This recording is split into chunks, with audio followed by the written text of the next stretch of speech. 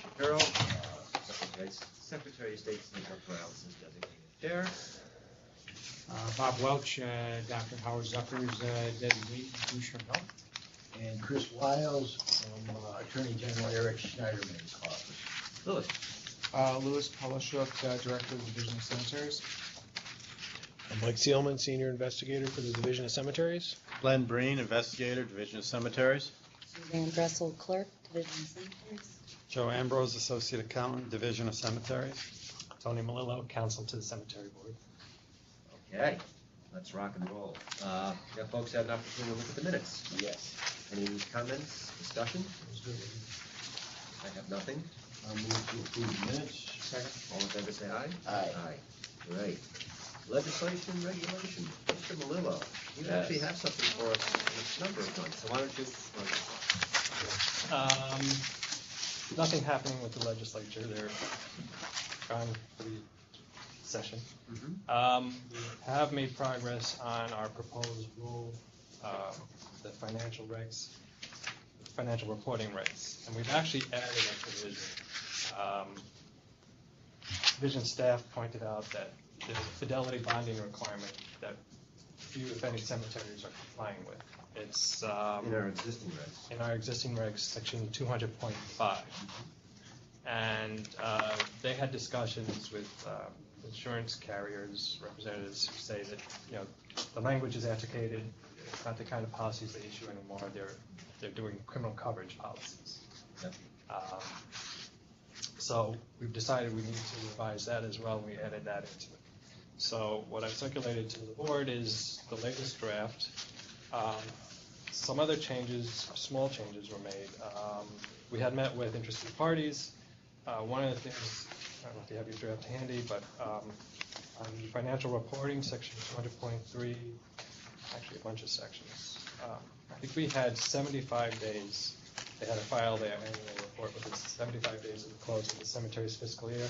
They asked that we extend it to 90 days, and we did. The fidelity bonding is now referred to as commercial crime insurance coverage. Right, and you also left an out for other forms as they become available, right? In other words, it's not, the mistake with the last draft was that there was no other form of insurance to get because we required that and it became outdated. So in this one you have like an escape clause, right? Yeah, it says shall carry commercial crime insurance or similar insurance coverage. Exactly. Right. So they would ostensibly go to the division and say, hey, can we do this? The division would review it for substantial conformance. Probably wouldn't even have to go to us as long as it was substantially doing the same thing. Suits me. The prior reg also automatically waived the requirement for cemeteries with $40,000 or less in combined funds. We increased that to $75,000 or less in combined funds. But it's not automatic. They have to ask us for an exemption. Okay. And then another significant change since the last draft that the board saw. We had language in here. Let's see where it is. I think it's at the very end. Yep, cemetery. This would add a new provision, 201.20, permanent maintenance fund collections and contributions. The last time we presented this, we had language in there that said that the deposit to the PM fund when cemeteries do installment sales has to be collected from the customer up front. The interested parties objected to that. It would impact their ability to do installment sales.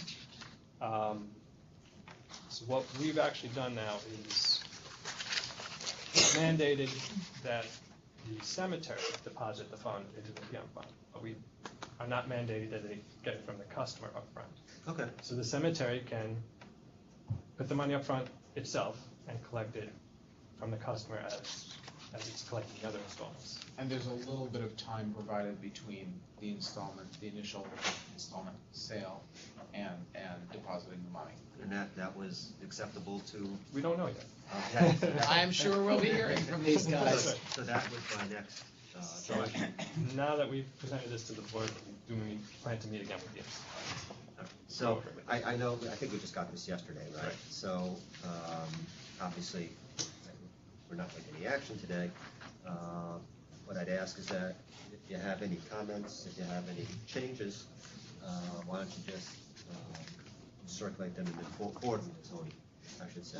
There's one other change that we made that's probably of no immediate significance, but could be of significance down the road, which specifically authorizes, in fact requires, as prescribed by the division, electronic filing of these. We're not there yet, so obviously if this were to take effect, we would not in fact be requiring electronic filing or submission. But the way I interpret this is leaving us already able as regulatory matter to start accepting electronic submissions once we have the technical capability of doing so. Good, good. Which should make everybody's life easier once we can get to that point. And I should read that, electronic or other means as prescribed by the division. It says, Something like that. filed or submitted electronically as prescribed by the division. I'd say electronically or otherwise as prescribed. The reason I say that is because 10 years from now, there may be some totally different technology, and why go back to the rules again? Just have the ability, let's not limit ourselves. Cool. So Okay, that's- so you're gonna circulate that, you're gonna get some feedback, we're gonna review it, and we're gonna give you whatever feedback is appropriate. And maybe, next meeting, we'll have a rule to approve. Yeah, and we're making great progress on the form, the annual report form. So hopefully next time when we have any comments and changes to this, we'll also have the form too. Okay, good things sometimes take time. Sounds like we're actually nearing the finish line. Wonderful, thank you. Yep. Anything else? That's it. Okay. Mr. Polishuk. Okay, I have a couple things on the division report. The first thing is, which I think as we discussed before, we're gonna have to table it because I don't have all the financial information. Okay. But it's a broader issue. We have, Maimonides Cemetery apparently has 3 PM loans, one of which was per court order repayable based on a percentage of sales. Another of which is repayable, is actually overdue. They had a deadline to pay and they missed their deadline. A third of which seems to have neither a deadline nor a percentage of sales. We need to do a little more homework here, but we're going to propose that this all be consolidated into one loan with a 10-year payout so that we know when this thing will actually get repaid. I don't think it's gonna increase what they have to pay. But it'll at least give us a deadline. But generally speaking, I think we want to try to, when we identify existing PM loans that don't have a deadline for repaying, I think we've got to try to either get them on a repayment schedule that has a deadline, or if it appears that they can't, they just cannot repay it but are still a going concern, we would have to consider whether we would suggest to them that they get a court order allowing them to take the existing loan as a grant.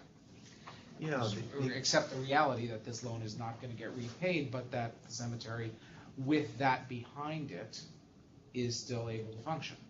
yeah, I think in the past we've handled that sort of with the proceeds. When you see that unlimited, that was sort of a tacit recognition that it's not gonna get paid back, you know. The proceeds might be $5 a year, you know. But I don't know, is a PM loan, I forget what the statute says, how's that? Is it phrased as a loan, or can you actually take a grant from the PM fund? Can only take a grant if the cemetery can demonstrate that I don't have the exact words in front of me, but that it can't be paid. Okay, so. Is that tied to loans, or is that, I thought there's a separate grant provision in the statute. No, it's in the same. It's all in the same Yeah. thing? So in any event, it's never bad to speak the truth. So if in fact we have a cemetery which will never be able to repay, and it's clear that the access to the money is in its best interest, then we'll say that. I don't have a problem with that. I mean, Joe was waiting on some details on one of these. There's a cemetery in particular in his jurisdiction that's in a city that's can't be abandoned to that city. Right. That has a substantial amount of money in the bank and doesn't have enough revenue to right now to do what it needs to do to keep itself functioning, but very well might with a chunk of change out of its PM, which is a decent size. Yeah, it's hard for the board. We're not going to talk Historically, about this in the it's hard abstract. for the board to do that, you know, when we're so geared towards maintaining a PM fund for the future care of the cemetery. But the fact is, if you have a cemetery that's gonna go under and you can buy 10 or 20 years of continued services to the public, that could be the right thing to do. But so. Yeah, we don't have the it's like it- specific numbers Yeah. on this one, Right. but we actually have two of them. There's another one in Orange County where we may have the same situation. Right. The other issue that we came across and we're trying to figure out how to deal with, which I have a legal question that I'll have to pose in the appropriate time for that. But the bigger issue is that we've been seeing ads on various websites for the resale of graves. And if the cemetery has in fact, if these are cases where a cemetery has in fact been offered back the graves at the statutory price and declined to repurchase them, go nuts, no problem. But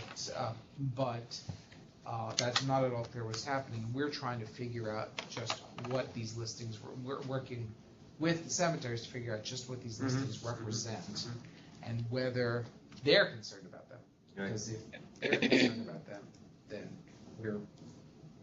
we may have concerns that are separate from theirs, but certainly if they are concerned about them, we are all more concerned about them.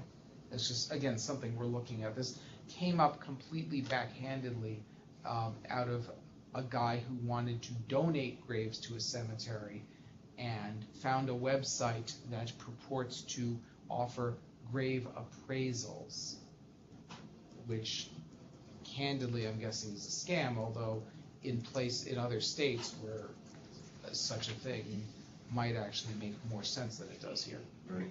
But this grave appraisals website also had listings of graves for sale. Yeah, you know, I mean, we all recognize it gets to be a very difficult matter for the division. It's a division matter in that there's, assuming you have an entity that's trying to sell, we have no jurisdiction over that entity, most often. And so you have a referral situation or something like that. So we're very limited in what we can do. Of course, if the funeral director is involved, that's a whole other story. You know, perhaps we can get some assistance. But all right, so pursue it and see. Perhaps relatedly, one other thing we're up to, which probably the board should know about, is I'm sure you guys are all too aware of the ongoing issues with burial societies at downstate Jewish cemeteries. We issued a letter a couple of weeks ago to all downstate Jewish cemeteries, at least I think I got all of them, asking them for, in essence, an Excel spreadsheet of what societies they've got and what information they have about them. And we gave them until next month to comply. I'm sure most of them are going to need more time, but we're trying to gather as comprehensive a list of where these societies are they still functioning, are they being operated potentially unlawfully by funeral directors, what's going on. That's good. And we've gotten about 3 responses so far, and we're gathering more of them. What we'll do with this information may, in fact, I suppose, depend on what the information we get is. Okay, good. What's the number they use of how many are involved? I have no idea. It's probably in the 4 figures. How about how many cemeteries? The number of cemeteries, there's, I think, somewhere around 24, 25, 26, something like that. The number 24 is what stuck in my head, but I remember adding 1 or 2 to the list. There are a couple of cemeteries like Mount Hope in Westchester that one does not think of as a Jewish cemetery, but have large Jewish sections. So we added a couple. But the cemeteries are more than 25 and less than 30. Right. But the societies are probably in the 4 digits, maybe even in the 5 digits. Really? There's a lot of them. I mean, these cemeteries each have hundreds of societies. Think about all these little villages in the old country that people might come from. Many of them are geographically linked. There could only have been a couple thousand people in each of these villages, but they have their society. The Jewish postal workers have a society. Is it always connected to a cemetery? Well, that's the other thing that we're trying to find out. Most of these societies, not all, but many of the societies have graves in different cemeteries. They'll have some at Old Montefiore and some at New Montefiore, some at Old Montefiore and some at Washington. And a lot of them have ended up in limbo over the years because the people running them have gotten old, and a lot of them have issues with incomplete records, and some of them may in fact be being operated by funeral directors, for better or for worse. Okay. Well, we'll have some hard data, which is a first. That's good. There is, some of this data does exist out there, and there's something called the Jewish Genealogical Society that has some of this information, but not all of it. Look, I'm not expecting we're going to get everything either, but try to get as much as we can. Good. Keep on. All right. In Chet's absence, Suzanne's going to do the vandalism report. It's really tough. Okay, here we go. All right, in the current fiscal year ending March 31st, 2015, vandalism applications collected totaled 27,479. Applications granted totaled $225,848. Applications pending totaled $507,239. Of those applications granted, two were for restoration, totaling $219,401, and one was for abandonment, totaling $6,447. That doesn't sound right. I think one of the ones that you characterized as restoration is in fact an abandonment. Because we have not had any large restoration claims this year, but we did add 177,000, which is an abandonment claim. Right. So we should double check. I think the totals are correct. I'm not sure the breakdown is correct. Okay. I also think we've approved more than 3 applications this year. Yeah. But I could be wrong. Okay, check it out. This is what happens when Chet's not here. You know what I'm thinking, by the way, for the vandalism report? I don't know about you guys, but I get the piece of paper and I look at it and I don't see the reason really that we have to read it out. I mean, I've supplied paper anybody who wants it. I'm just thinking that Fine by me. sort of a waste of 2 minutes. Oh, I do have something to add that should have been in the division. What's that? There's something I should add that should have been in the division report, but it's Yeah. bad vandalism, so might as well get there now. Sure. Which is, Mike and Cindy discovered a contractor in, where the hell was it? Orleans County. Orleans County that had done rather substandard work on vandalism grant. And the cemetery had in fact properly withheld the guy's last payment, but given that we have historically paid the entire sum in full, there's really no incentive for anyone to police this work. And I've never heard of a situation where a contractor gets paid more than half up front. So we've decided that, I mean, this is your call obviously, but we are not going to recommend immediate payment of more than 50% on any of these applications unless someone can demonstrate to us that they need it up front, because that will further incentivize everyone to keep an eye on their contractors and make sure they're not going and doing this kind of substandard work. Anybody? That sounds reasonable. Yeah. I mean, I guess there might be, certain exceptions to that, so as long as you leave that option. The biggest exception situation I would foresee is if there's an abandonment to a town. If the town itself is doing the work, there may not be a good reason to do that. Right, and there may be, I am sure, that there may be times when emergency work needs to be done and has to be paid in full, and you'll be apprised of that and make that recommendation, and that would be fine. But if in fact this is within the appropriate way to do business, the cemetery can do it, hasn't got a problem with it, it certainly is a better way for us to be able to monitor the use of the funds. Candidly speaking, as a layperson, I would be deeply, and not as someone professionally involved in any of this stuff, I'd be deeply skeptical of any contractor who wants more than 50% up front. Well, Unless, let's say the job was 80% materials and 20% labor.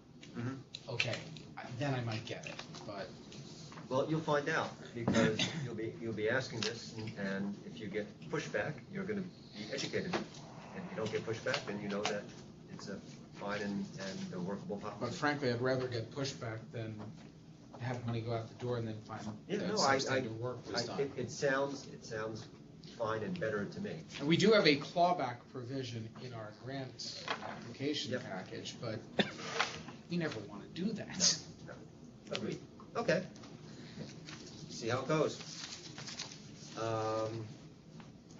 Moving ahead. So we have three hazardous monument applications. Len, do you want to do Clove, and then Mike, you want to do your review? Yeah, Clove Cemetery, small cemetery in Dutchess County. They're asking for the repair funds for 28 dangerous monuments. I went down to verify it, and they are, all of them leaning, large and leaning, and they do need some attention. Yeah, is the size, because it's like, I know we get into this every once in a while, but like, I look at Woodlawn at 16 monuments for $5,000, and I look at Clove for 28 monuments for 22, and you say, why is there this discrepancy? Is it because these, aside from geographical differences in pricing, is it because these monuments are large as opposed to what's in Woodlawn? They are large, and most of them need new foundations as well. So that's where the bulk of the cost is. I mean, it costs more to put a new foundation than just to reset and reseal a monument, as opposed to like if a cemetery gets vandalized, then you just have to reset it and reseal it, as opposed to dangerous. If it's dangerous and large and leaning, in most cases, it needs either a new foundation or a new base of some kind, whether it's a flagstone or gravel. It needs to be leveled out, and in most cases, new foundation. So that's where the cost comes in for this. What about, who's doing Deerfield? Because, Mike, these two are yours. Yep, I'm the next two. yeah, here they Or are. can we approve Why don't we this do them one all first? together? We do? Right? Okay, Yeah. fine. I just, you don't need to present, we'll just have questions. All I wanted to say about Deerfield was good job.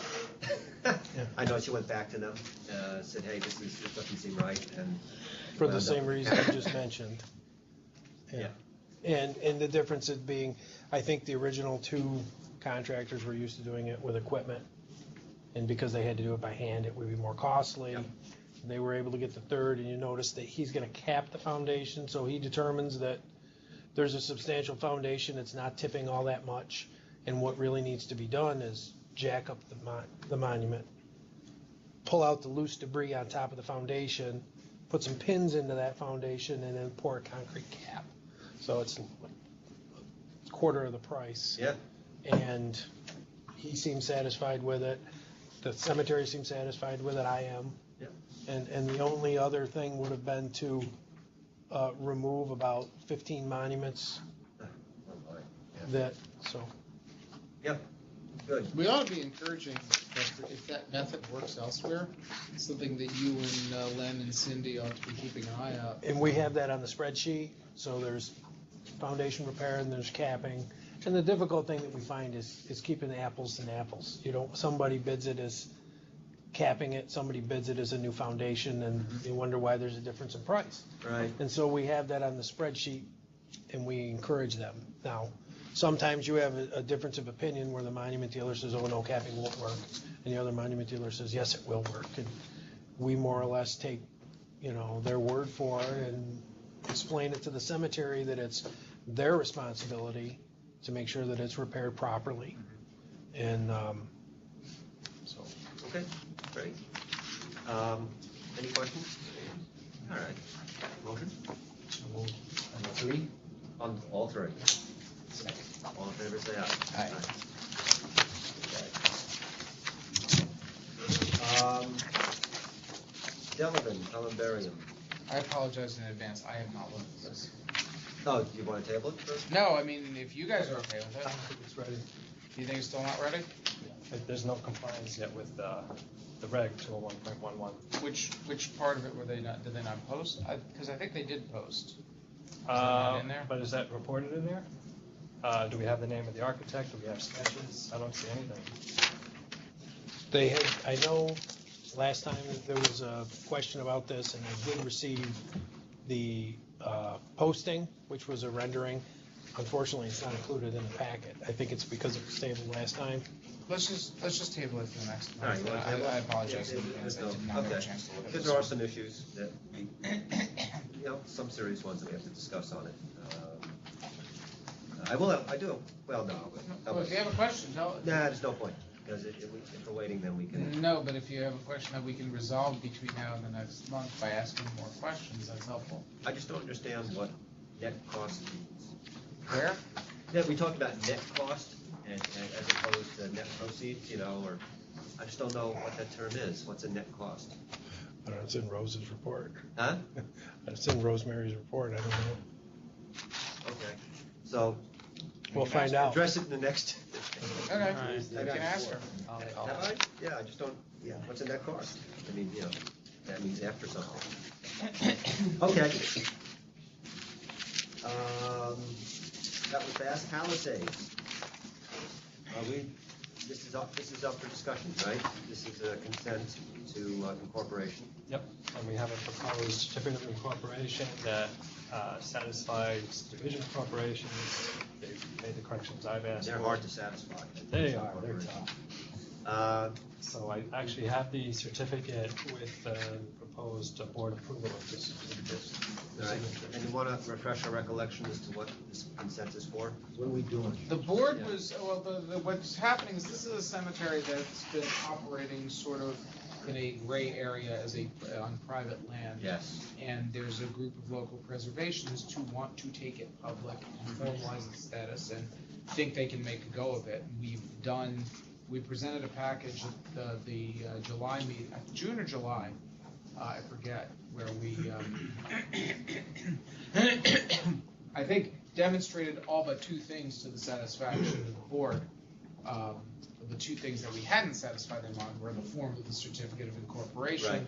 and whether in fact there was evidence that the town had consented. Exactly to it. right. They came and they chatted The with us. town has given us, we got something from them on the town. That's right. And then there's just been a lot of back and forth on the exact form of the C of I. Corporations had Tony had a couple of changes, corporations had a couple of changes, and then Chet caught something at the last minute. So we had another round of changes, and I think we're now satisfied with those. Okay. Right. Any questions? So, as up here with the context. There could be a motion with this, since this is the language that's in approval of the certificate of incorporation. That the cemetery board hereby approves the annexed certificate of incorporation entitled Certificate of Incorporation of Palisades Cemetery Association Corp. Pursuant to section 404E of the non-corporation law. The New York State Cemetery Board hereby approves the filing of such certificate of incorporation.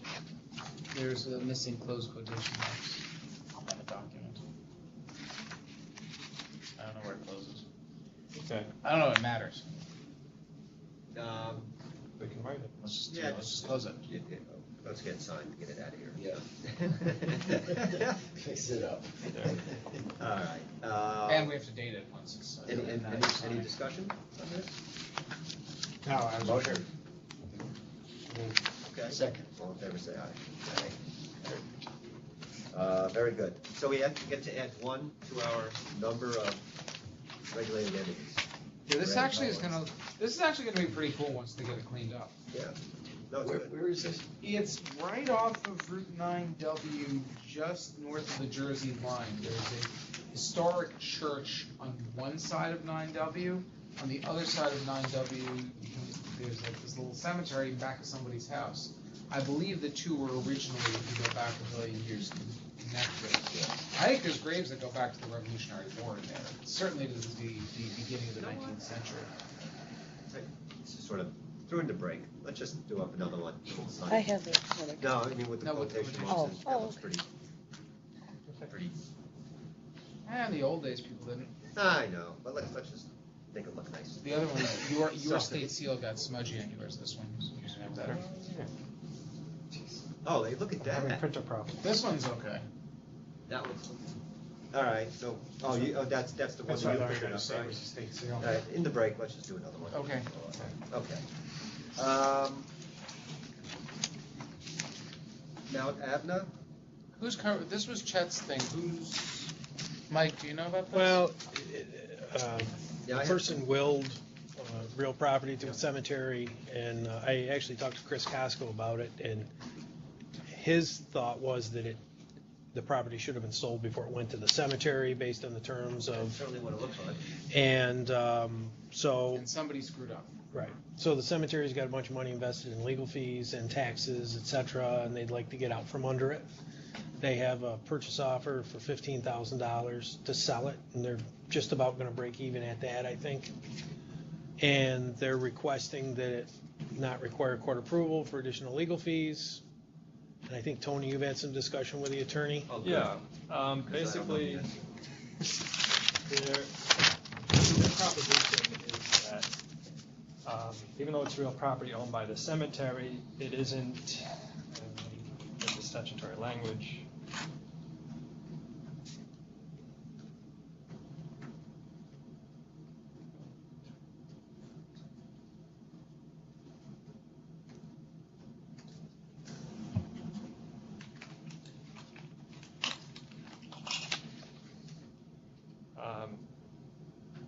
That it isn't lands dedicated to cemetery use, which 1506J or I would require. If you're selling land dedicated to cemetery use, you have to put the funds in the PM fund and go through the whole approval process. We gotta be careful in principle Right. on this. I mean, so if we accept the interpretation cemetery use, doesn't mean investment purposes, right?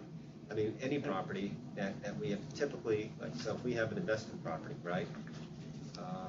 We certainly have to consider that as cemetery use and require the proceeds to be, but or not. How have we treated that in the past? This is a novel question to my knowledge, which is why I would not make the call and decide that the board should determine. They analogize it to owning mortgages, stocks, et cetera. That they acquired it not to use for cemetery purposes, but as an investment. An investment? I'll give you. And part of the due diligence I did was I required that they report on how they used the property, and I also required that divisions inspect the property. Was it ever used for office space, storage of equipment, that type of stuff? And everything was in the negative. The property has just sat there. It has not, other than just existing, supported the cemetery. There's been no storage of supplies, it's never used as an office, there's no records stored there. The house is in the same condition as they got it. They have not applied for the tax exemption of the property that you get for real property held for cemetery purposes. So I think all of that works in the cemetery, in favor of the cemetery's argument that this does not meet the standards of 1506I, and they should be able to sell it and keep the proceeds like they would with any other investment. I think it's absolutely relevant to this particular one, that they never should have acquired this in the first place. I don't Yeah, think that's that. very relevant. Well, I think that this is not something that they intended to acquire. The grantor never meant for them to take this land. the fact is the statute treats real property differently than any other asset. Is it So- adjoining the cemetery? No, Contiguous? it's a quarter mile away. Yeah, be careful what you ask for, they never should have forced the Well, this transfer. bothered me, and I talked with the attorney and Chris Costco. But then I concluded that my concerns were not the cemetery board's concerns. I agree with Louis. This was not given to the cemetery. The estate was supposed to sell it, and the proceeds were supposed to go to the cemetery.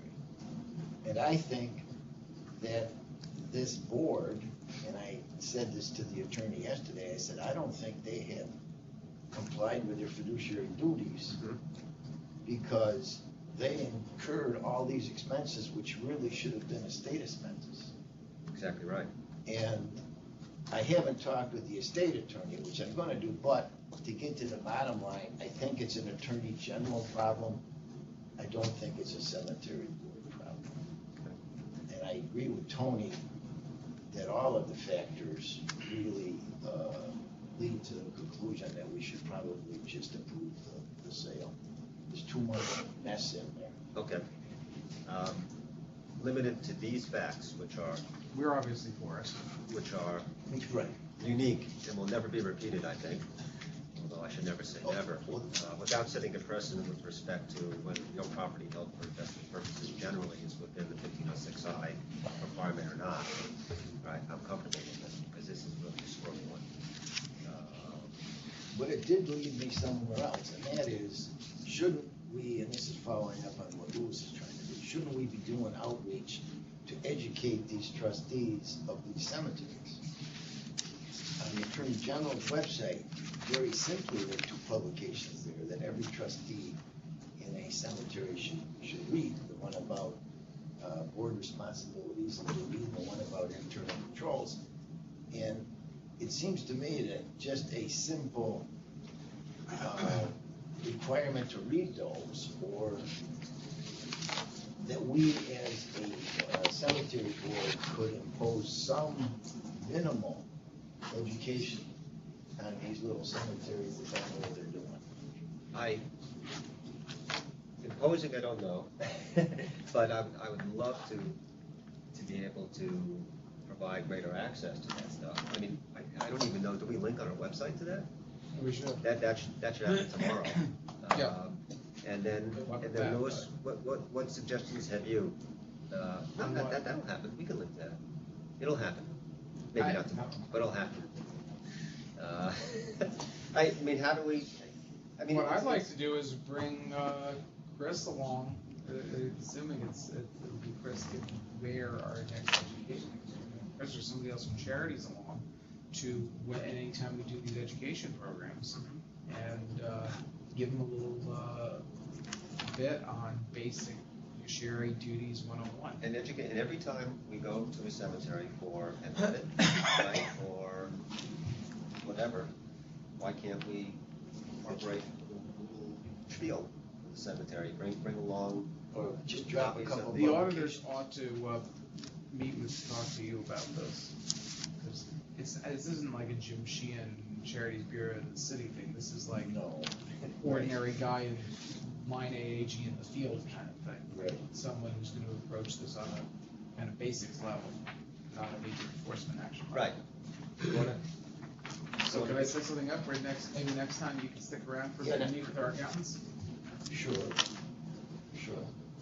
Yeah, I can do that. And I can get them the publications. I can find them on the website. Just for the Yeah, public. No, I want to link, We'll do it, but for the public record, the Charities Bureau, the Attorney General's Charities Bureau has all sorts of resources for not-for-profits, Right. which include our cemeteries. They actually have their own website. It's not part of the Attorney General's website. It's just charitiesnys.com. I don't know how they ended up as a .com, but they did. we should link to that too. The whole thing, probably. Yeah. But I think we should also have specific links to these. Yep. Okay, don't let me forget it out, or we'll have to develop a little bit like that too. Okay? Cool, thank you. So No, that's we good. need a we need a resolution approving this. Yep. I don't think so. Because You're it's not approving the sale. 1506I. That's Right. right, we're not making a So you recommendation. just, It's a division, it's division, they're just. Do we even need to approve it? what you're doing is, they're asking for an opinion, the board is rendering an opinion that this need not Right? So you just receive board or court approval. responding with a letter? Do you want me to issue something that's equivalent to a no action letter? Yeah, safe harbor.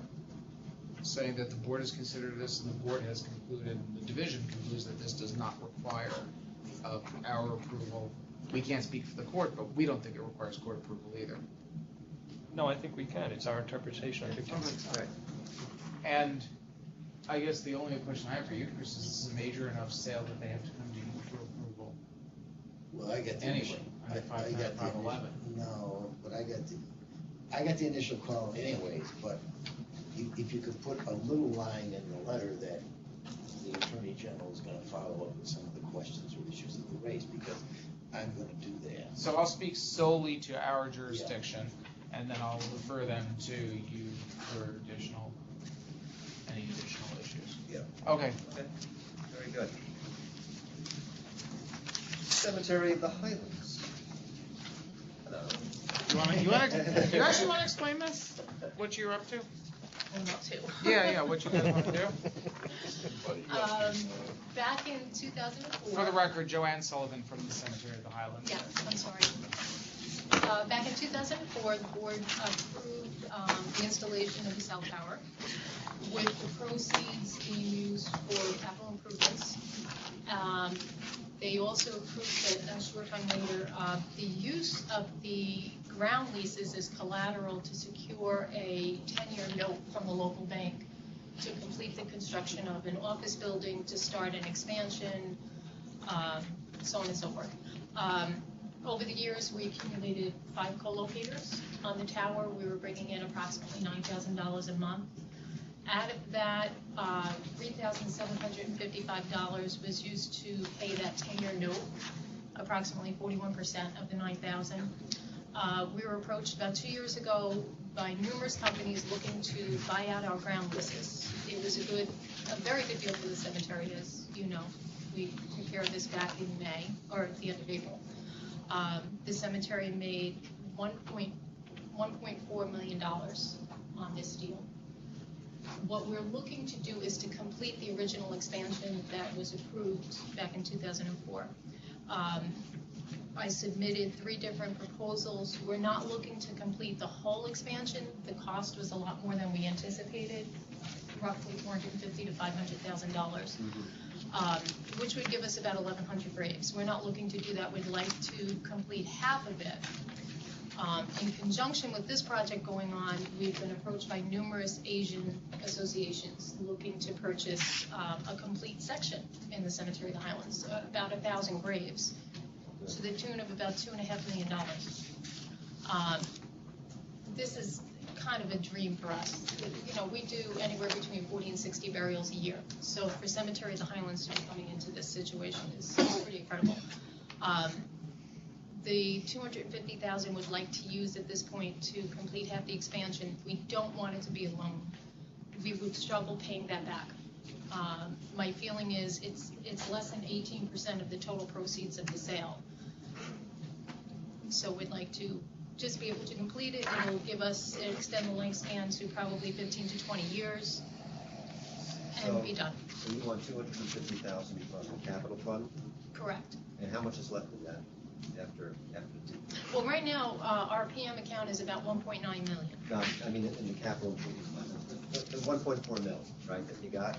Right. Well, out of the 1.4, the only thing that's been paid out are attorney fees and such. So it's still pretty close to the 1.4. Okay. There is a technical issue that I want to go over with you before we get into the merits of the. It sounds great, by the way. The way I read the minutes. I wasn't privy to the minutes. I'm pretty sure I sent you a copy of the minutes. All I had was a letter, from Richard Fishman. I'd love to see the letter actually, because it's what we had motioned way back when and approved was that for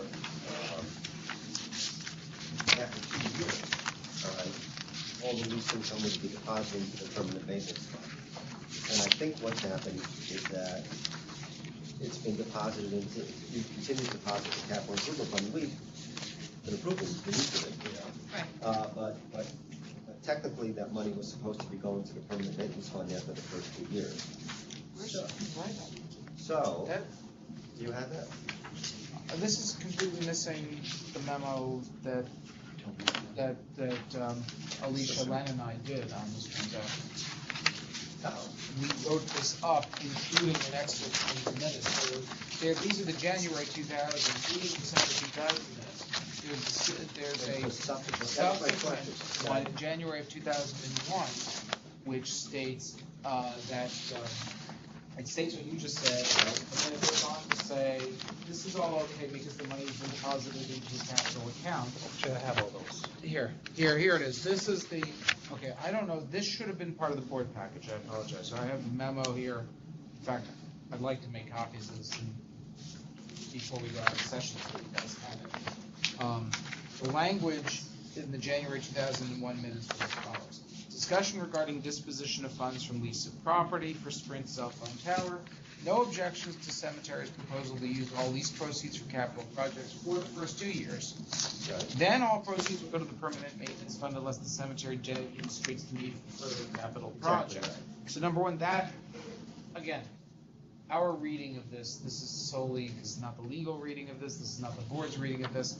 This seems to leave open the possibility that the funds could be used for capital projects. Next paragraph. Motion made and unanimously approved based on the fact that the cemetery has established a fund which is earmarked for capital improvements only. The cemetery may reapply to the board in 2 years if additional monies are needed. We understood what they've come to us for to be such a reapplication, even though it's more than 2 years. But that's the, this is all very technical, because we're gonna do what's best for the cemetery no matter what. I mean, they can If use I the can money follow one up way or on the another. history, because there's more history. Right, okay, this is what I was able to locate. I'm not saying there wasn't. That was, the reason I included the 2000 minutes, because the language in the 2000 minutes helps clarify what was in front of the board when it made its motion in January 2001. So that's why the December 2000 minutes are there for clarification. Then the cemetery did a letter August 15, 2003, which I hope you all have as well. Which said, under the original terms of the agreement with the New York Cemetery Board, Highland was committed to use all funds from the cell tower for the sole purpose of capital improvements for 2 years. As the 2-year term has elapsed, we are requesting that these said funds be extended for a time period to be mutually agreed upon. And then the next item is September 2003 minutes, where the board, the minutes say the following, I'll just read it. The cemetery has a cell tower.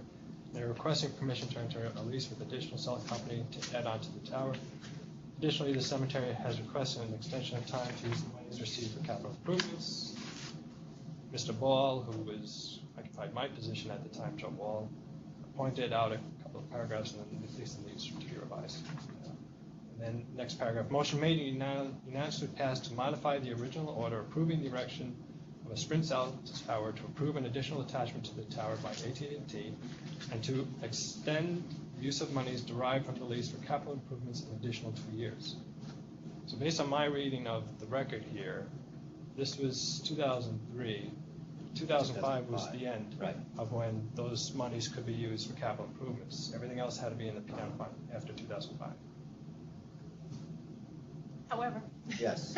when the board approved the use of the ground leases as collateral, at the same time it approved the use of that $3,755 a month to pay the 10-year note. You're following me? That's So true, another- so impliedly, I mean, you were taking proceeds from that and paying Correct. the note off to the tune of 37. That certainly makes sense. I guess in large part, the conversation is moot, because we have a use of monies, which I should just open up for discussion. Does anybody have any problem with this project? Is there any questions that we have with respect to what the cemetery would like to do with respect to creating more grave space? No. Yeah. One question, you're selling blocks of lots to whom? Well, no, not for this expansion project, it's just to add inventory to the cemetery in the Highlands. Because right now we have less than 90 graves in our inventory for sale. And this is However, in conjunction with this project, we've been approached by numerous Asian associations looking to purchase a whole section, which will then make all of this mute, because if that were to go through tomorrow, we would have the money. What kind of associations? Asian. What are they? Just associations of Asians? Yeah. Okay. You know, so that, In theory, Hopefully if that were to not the go through Jewish tomorrow. Heritage Yeah. Society Right. 100 years from now. Right, yeah, that's true. That's what I was thinking. Okay, Yeah, so clearly the project is a good project, and the only question is to what extent the permanent maintenance fund should be augmented, if any. Obviously, there's gonna be sales that will increase the permanent maintenance fund, but the question is, if the cemetery is in a position to further augment the fund, in recognition of the monies that have been not deposited, should it do it, all right? So I'm wondering aloud whether it would be appropriate to tag on to an increased payment for the maintenance fund as the cemetery derives income from the improvements that it makes. You understand what I'm saying? Can you repeat? So instead of, what's the percentage that has to go into the fund on every sale? 10%. 10%. So instead of 10%, maybe something like 15%, all right? In recognition of the fact that this money should have gone into the PM. I don't know about the fiscal propriety of that. At the numbers there, is that feasible for the cemetery? I mean, Alicia didn't crunch those numbers. No, of course we not, didn't because have I'm it just thinking before of it us. now. I mean, given how much they're gonna have to sell and how much they have in PM, I don't see why you couldn't put aside more. No, I don't Additional think 5%. an additional 5% is gonna make or break it. So here's what I'd like to do, I mean, because we're sitting here and I'm just throwing this is sort of blue sky kind of thing. I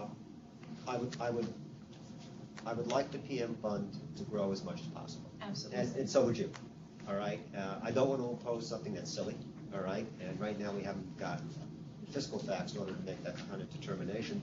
What I would suggest is that, when we motion this, that we also empower the division to sit down with the cemetery and work out a plan for the enrichment of the fund in recognition of the money that's deposited in the fund. To satisfaction. So, I have to point out, though, that we don't have a complete major renovation application in front of us. It's already been approved. This expansion was approved 10 years ago, or 7 years But ago. do we have that in front of us? You should. I don't see that in the packet. I mean, it's in the records, because that was approved at the same time that they approved using the collateral for the bank loan. Was that your report? 7 years ago. do they have new estimates? If the renovation's been approved, what are we approving? The use of the money. Right, the specific, right, the issue here was that the board had said you could use more money, but you have to come back to us. So this is the comeback. This is the coming back to Even us. Even though the comeback probably ended in 2005 or whatever it was, but this has been the understanding, I got it, we'll take it for what it's worth, you're coming back. So what I would suggest, and I'll open up for discussion, I think, is that we approve it with the caveat that I just articulated, which is that you work out a repayment plan. It's not a repayment plan, but you work out a plan to put monies into the permanent maintenance fund to make up for the loss to it, 2005 and thereon. I guess I have a little trouble with it calling it a loss. Yeah, I know. You know, it was approved. Well, For the loan payback, everything was approved, everything else got put into but technically, the account. I think, if the record before us is correct, and I'm not sure it is, right? I mean, we It don't was have loose. It I was mean, very But in 2005, the monies that you derived from the tower should have been going into the permanent maintenance fund. And then if you needed money, you would have asked for a loan from the permanent maintenance fund, all right, to finance the major renovation. That isn't what happened.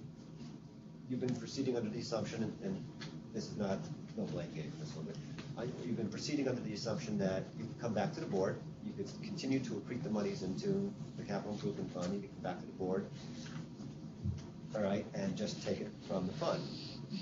That is what's happening. But what I'm saying is, because I'm always a permanent maintenance I am fund too. guy, I'm saying, well, gee, that money ought to have been perhaps, in the permanent maintenance fund. Whether is or isn't, what I'd like, since you're going to make a bunch of money on this, what I'd like to see is for the permanent maintenance fund to get even healthier than it is. So, with that cast, I won't call it a loss. It's not a blame thing, all right? But what I'd like to see is the fund enriched because of unique circumstances intended to this grant that we made way back in 2002 and on.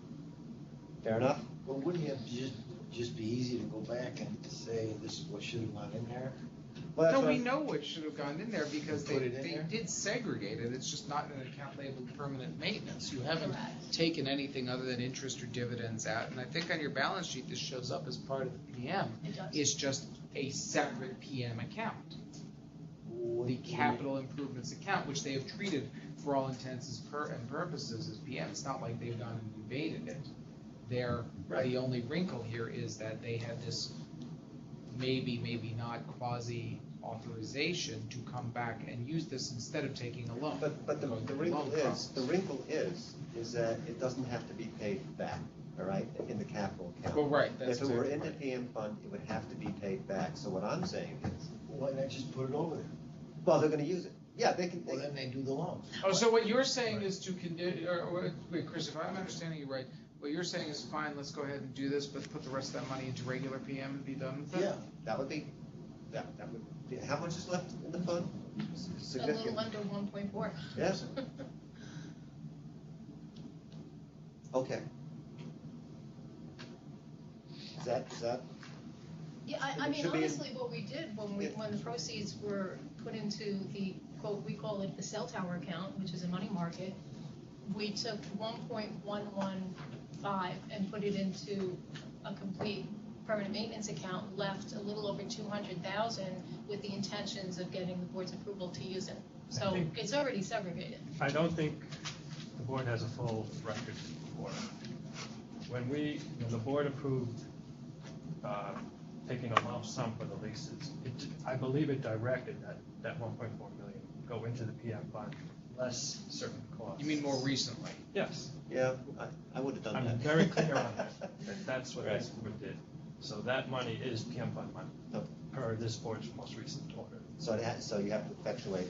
We treat it as PM money. Right, so it is PM fund money we're talking about here. But now, where Tony's going with that is if that's what we did 2 years ago, then Last year. relying. No, this year. This Whatever year. this This year. was, then relying on this out from 2001 doesn't work. Right. And you'd have to treat this as This a is PM loan. preceded by what we did when the lump sum was approved. In that case, I'd have to recommend that we just withdraw this and get all of the references to the Highlands, go through them and make sure we haven't missed anything more, and come back with that. Unless you guys are, notwithstanding that, comfortable with doing what they're doing, provided that anything else that's left after this transaction is just regular PM, period, end of story, and they have an increased repayment. Here, I'm comfortable with a lot of stuff, all right? What I'd like to do is have the division work out what is, I'm gonna put this in quotes, owed to the PM fund, all right? And then work with the cemetery to assure payment to the PM fund when they can afford it, by virtue of the sales that they make after the completion of the major renovation. All right? And all that money, it's just a note, all that money that is out there is already PM money, right? So we have to understand that and memorialize it so we don't get confused again, all right? But do you understand? And I have to see what was approved as a renovation. Because from what I'm hearing, this was approved years ago, It was, yeah, the major renovation and the building were approved at the same time. but the costs must have changed. Oh, I can't imagine you have the same costs, and that's a significant part of a major renovation application. do is have- What are the costs? What are the drawings? So I'm not sure that the renovation itself at least doesn't need an update. Well, we have updated estimates, which both Lynn and Alicia were comfortable with. So Do when we we need come back, anything else updated? The drawings haven't changed. I don't know until I see what was approved, whenever it's approved.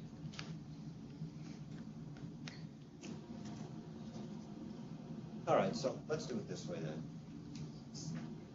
We need to have them come back. All right? So let's put it on for next month. Joanne, you really don't have to come up here. No, It's no, okay. I don't mind. I have to, we're gonna be, You can be there on the phone though, I just hate for you, no, you that's know. fine. It's All right. not that far. Okay. It's very important to at least get this started before the bad weather comes in, because this expansion requires trench bores and, the ground has to settle and, there's a whole bunch of contractual stuff that has to take place, and I don't want to waste time Right. using that. What I would request is, we can work out the logistics. Can we get started on this project?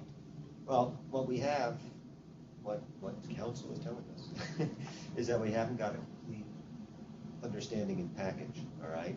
Now, what I can say is that since we did approve this, and I recall, we did approve this, at least in concept. It does need to be updated. You need a full package, but we've already approved it. So what we can do, I think, is conditionally approve this,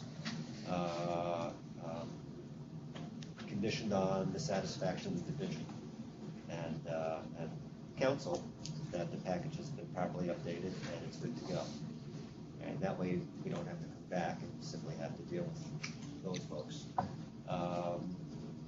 Along with the repayments of the funds to be worked out. Division of the cemetery.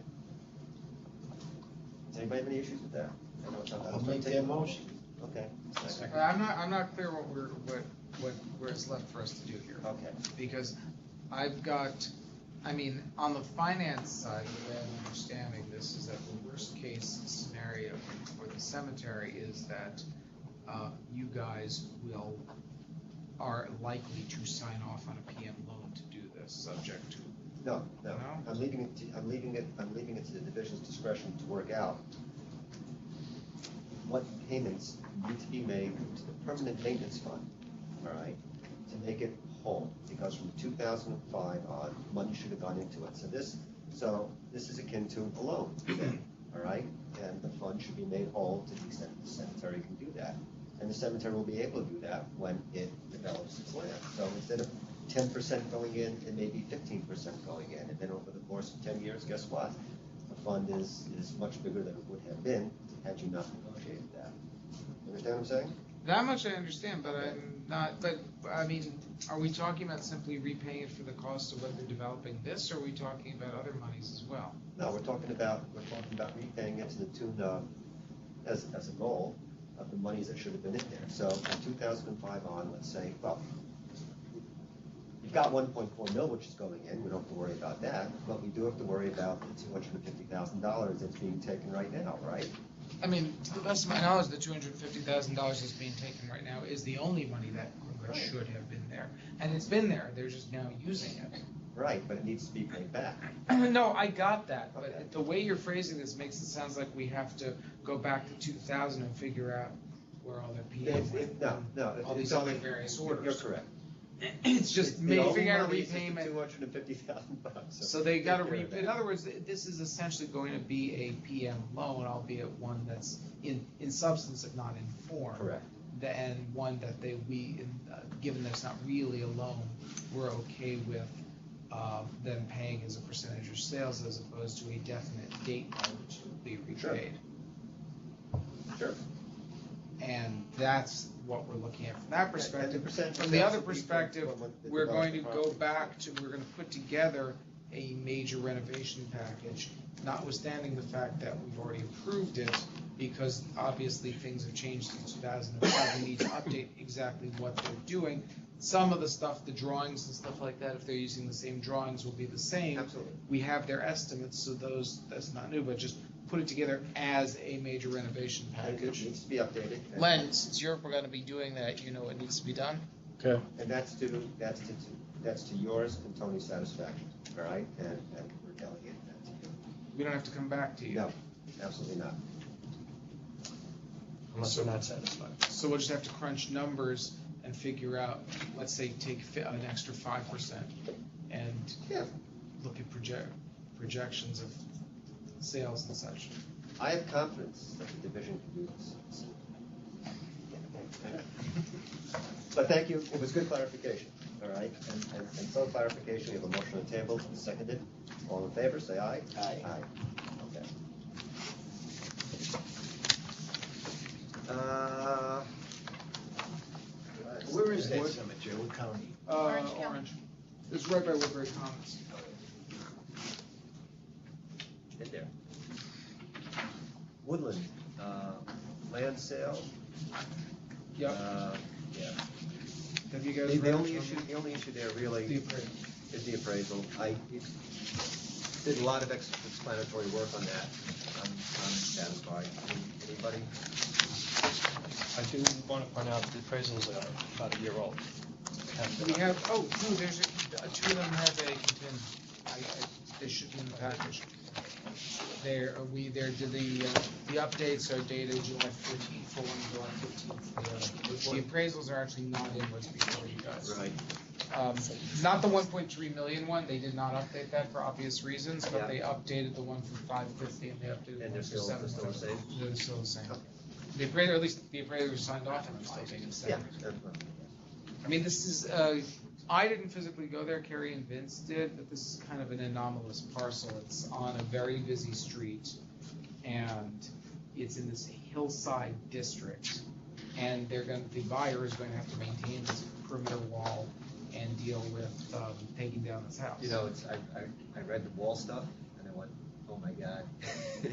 As after our recent experience with the retaining walls. It's not I know.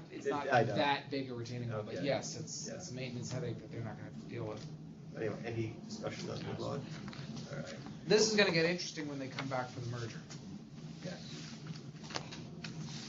Yeah. All right, motion? So moved. Second? Oh, you can do a universal second. All in favor, say aye. Aye. Okay. Oh, wow. Are we, okay, so we have come to the end of our public agenda. We will be going to executive session. But before that time, before our 5 minute break, open up the floor. Anybody like to address the board? Hi. Hi. And you are? Joanne Sullivan, Cemetery of the Highlands. With regards to this, all the work you guys are doing with increasing the thresholds for the audits and whatnot, why is it not based on income rather than the assets? Like, take Cemetery of the Highlands, for instance. We're definitely gonna fall into that audit, the full accountant's audit. I've already gotten prices. I'm looking at anywhere between $16,000 and $20,000. I'm gonna have to come back to you for a PM loan to pay that. Wow. You know, so Okay. is there any way of making it based on the income? I'm not the only small cemetery that has a real healthy PM account. It's a great question that I'm not confident to answer. I mean, I'd like divisions. I mean, I'll know, Yeah. the best answer, Tony, you wanna try this? Because the best answer I'm Well, gonna give is why don't we that's how start we've with an always done it. accountant? Look at it. I'll follow Just up. I curiosity. promise to follow I mean, up, the 'cause Attorney I've been involved General, in. when it regulates not-for-profits and creates its categories of not-for-profits for purposes of its filing requirements, does go by income and not by total assets. Uh-huh. I mean, frankly, I'm comfortable with anything that it makes fiscal sense, or anything. So I don't know that we even considered that because we've always based it on cemetery size, right? I mean, is We've the never- income approach, yeah. Is there a drawback to We've that? never collected, it's always been based on total assets. The drawback, well, I mean, the only drawback, one drawback is the more money there is sitting in the bank, the more incentive there is to steal that money. And for a cemetery that has minimal income but a lot of money, a full audit does some good to try to prevent fingers from getting sticky. But then, isn't On the that other hand, division's job? a cemetery with a small amount of revenue, but a small amount of PM, but a large amount of revenue presents the same opportunities, and they would slip through based on what we're seeing. Although I think that scenario is much rarer. And I think the accounting staff did a survey of what cemeteries would fall in the categories. Yeah, we do that. And the categories work. The other thing is, we're increasing the levels. So your cemetery shouldn't be bumping up to a higher requirement. cemeteries are being bumped down to lower requirement. Yeah, by but what's in- the threat, isn't the proposed threshold like 2 million? No, 10 it's million. 10 million. For an audit, but an auditor's review is 1 million. 1 So million, you so. have to do a Right, review. but it was less than that. So you can, No, we you're we not, have almost 2 million at this point, so we would fit into the minimum of But the you sti- review. But you still would, but you. You still are right you now, might aren't you? have to do audited financials based on our old numbers. Well, we didn't until this year. But my point is, it's, even an auditor's review, you're only talking a difference of about maybe $3,500 is what I've been told, between that and a full review, a full audit rather. I'm gonna have to literally come back and say, where am I getting can't- this $18,000? I can't But imagine once they you would have charge your you Chinese 18. sections open. and, Well, yeah, Then but- you're going to be, Correct. hitting the high category no matter how we do. this. Correct. and I think the other Being a aspect difference. is an audit of a cemetery that isn't generating a lot of income is gonna be a lot simpler and a lot less costly. You're not gonna have, That's what I thought, and I was told wrong. Maybe you should shop around. Yeah, Don't mean definitely. to be flip. To be No, I spending that called up much 3 money? different- and I work for a CPA, which, obviously, they can't do it, but I called around to 3 or 4 different CPA firms, and this is what I was told. Can we do a little homework on that? I'll tell you why. This is nothing more than what we would do in the context of the rulemaking. All right, we get a comment, we would investigate and respond to it. So let's go in and know what's out there. So can the division do a little homework on what the I'm heck this is just gonna curious, cost cemeteries? What the drawback would be to base it on income. Yeah.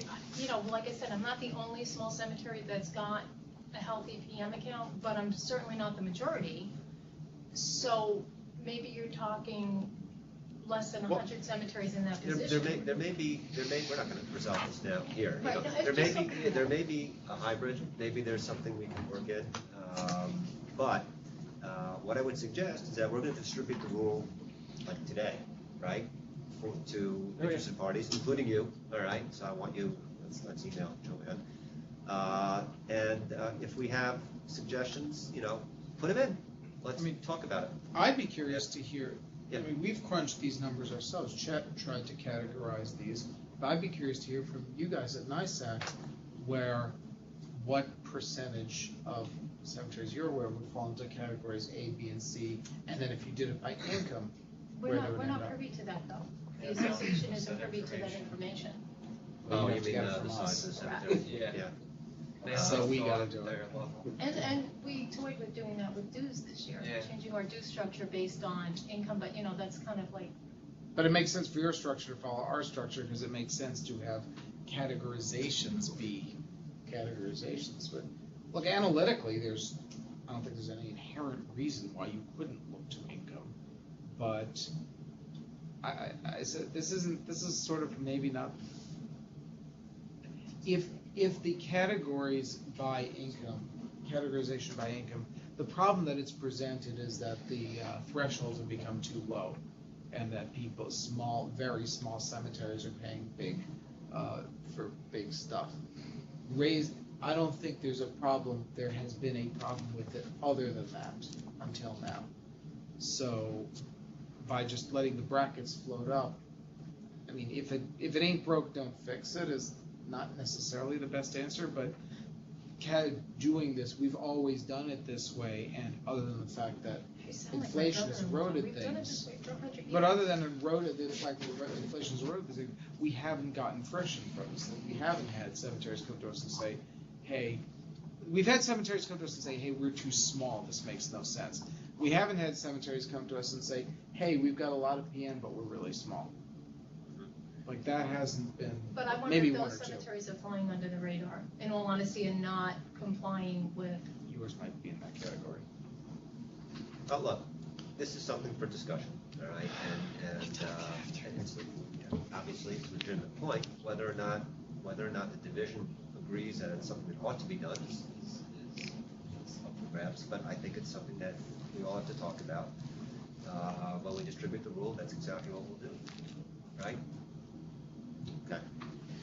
So make sure everybody gets it, and have fun developing a consensus. Can I circle back to something that I totally forgot on the division report, just 5 seconds?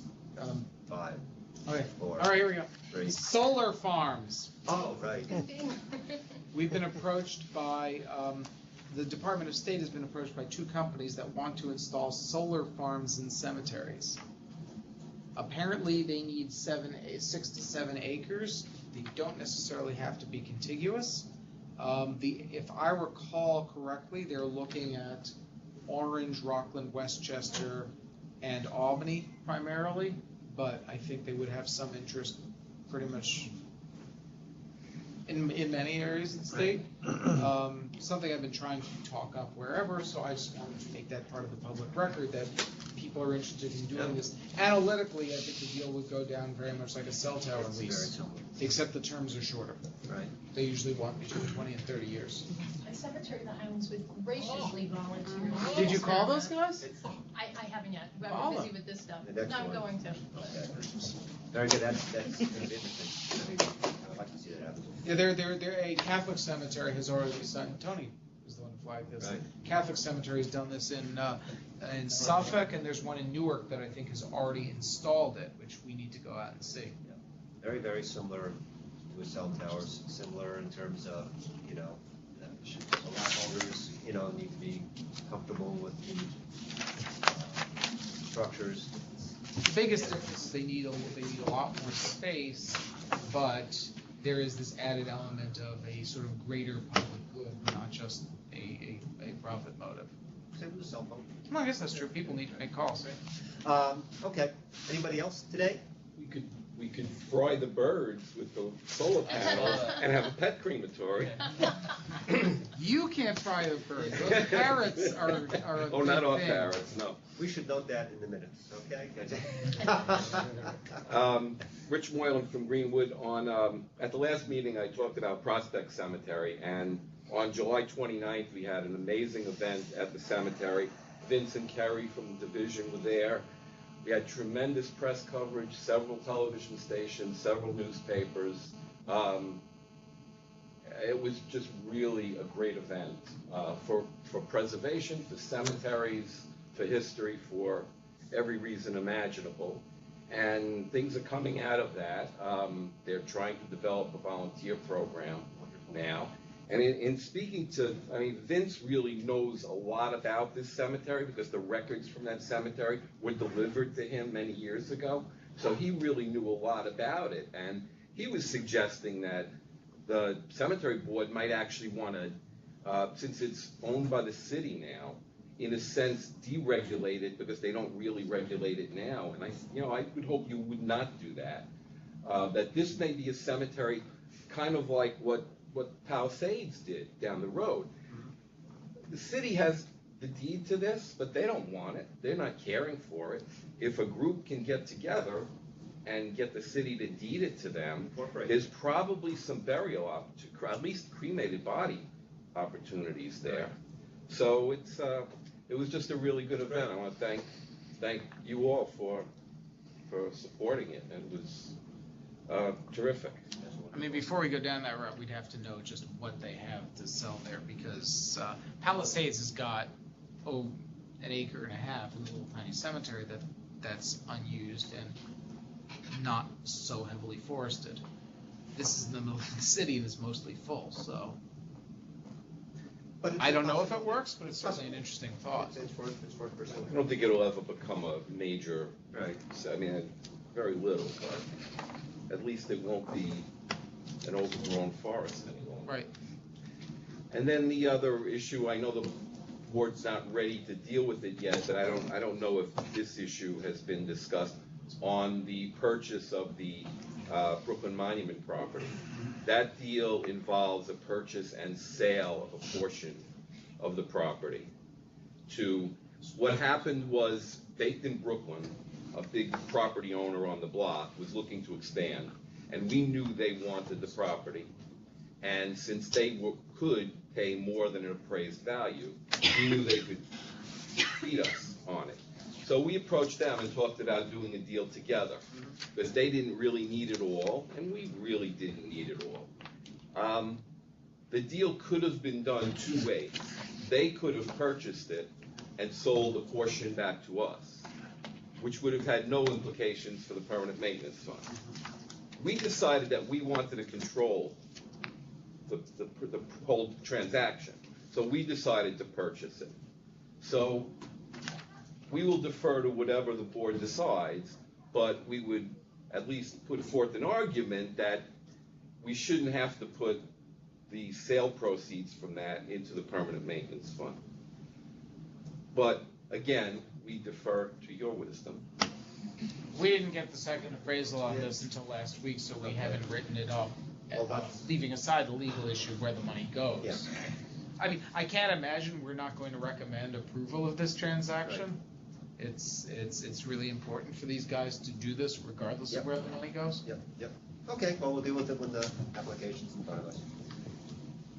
Make your argument as strongly as you can. It's not a strong one, Okay. I guess, other than the fact that we could have done the transaction differently, Right. where we would have had less control over the transaction and could have avoided it. But, I mean, in the big picture, if our board ever heard me say, they could hear me say this, actually. The most watched videos on the department's website. There you I mean, go. 600,000 more into our permanent maintenance, especially after hearing the discussion today, is not gonna wipe us out. Okay. But it's a principle. So moved, sorry. Thank you. Anybody, all done, Rich? Yes. Anybody else today? Okay, then we'll take 5 minutes and we'll come back for executive session. I'll move to executive session for investigative and litigative matters. Second. All in favor, say aye. Aye. Okay.